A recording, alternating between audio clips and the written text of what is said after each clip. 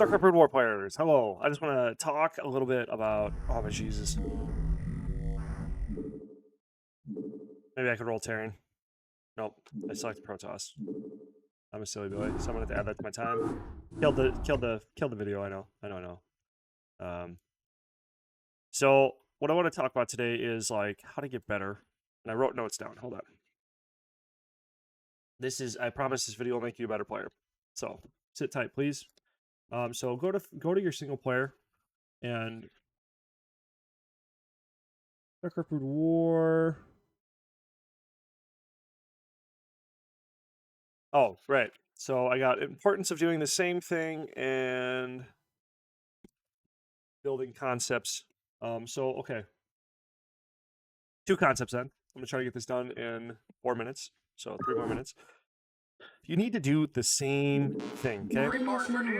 I got caught in this trap a lot, and when I stopped doing it, I became a lot better of a player a lot more quickly. At least it felt like it. So what I mean by doing the same thing is the same build, even if it's terrible. Okay. So I have the most practice versus Protoss. So like TVP builds are a certain way, and there's some rushes and this and that, whatever. But it's essentially the same opener. You do a factory expansion. That's like the safest.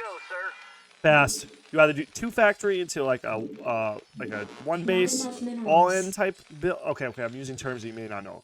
So you either start off with like 2 factories and then produce a lot of units and then try to expand from there, or you go. And this is also low money maps. So on the high money map, you'll always go like 3 factory or 2 factory or something like that.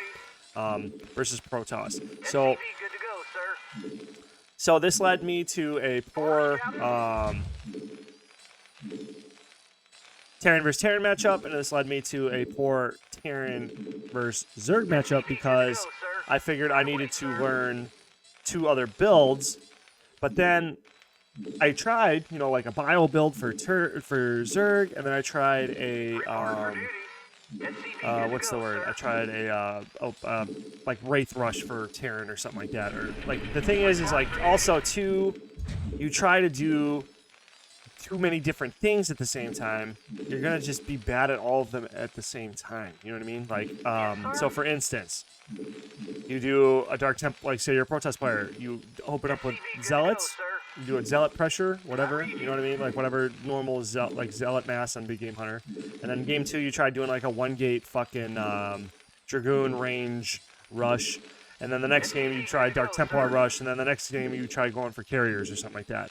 And then you lose all of them because of a couple things. And one thing, in my opinion, is that, and this through my experience as well, you know what I'm saying? Like, I could be wrong, but if you're trying all those different builds out, yes, it's good in an experimental fashion. And I'm super late on my gas. It's because I'm talking, but yeah.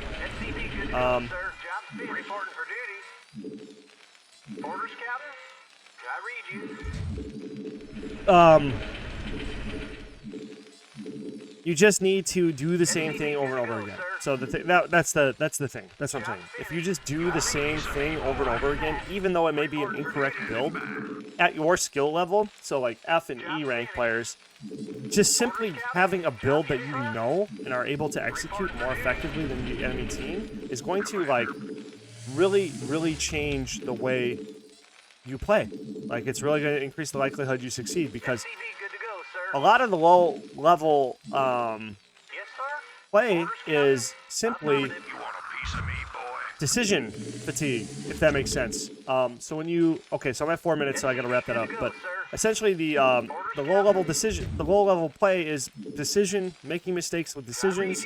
Like for instance, right here, like if I go a second gas, or should I go a second gas, or should I build another Marine, or having to make decisions in your game is just going to lead to more mistakes. So you see how I made the gas here and I made an extra Marine. Now I have enough for another factory, but I slightly missed the timing on the second factory, so now it's going to start 10 seconds earlier and all those other things. But if you just had a build that you did exactly the same, like a standard, whatever. If this is your standard 4 Marines and a bunker, with a bunker I'd do 2 Marines, but whatever. You know what I'm saying? Like if this is your standard, not this. What I'm doing right now is kind of terrible. But if get a standard build that works, like a 1 factory fast expand for low money maps, and then a 2 factory or a 3 factory open on a big game hunter or some sort of whatever. If you just do that correctly, and you have it down polished where you do not need to think about it at all, you're going to have a significant advantage over the other players at the E or F rank because they're making a lot of decisions. Oh, what should I build next? What should I build next? What should I build next? Oh, what did I forget? But the more you can erase those decisions, the better you're going to be as a StarCraft player, and that's where you're going to start emerging out of the high E ranks into the low D ranks, and probably even higher than that. I haven't even taken this to its furthest conclusion yet. I'm just saying. You know what I mean? Like, I know I always supply block here, so whatever. That's my next little mistake I'm trying to get rid of. So hopefully this helps, and I hope you have a nice day, man. StarCraft's the best game ever made, and I'm a shitty player, but I still want to try to help players that are shittier than me, because there's still, you know what I mean? I'm going to try. So boom, there you go. Play the same thing over and over again, and then I will talk about my next concept tomorrow, hopefully. See you later. Have a nice day.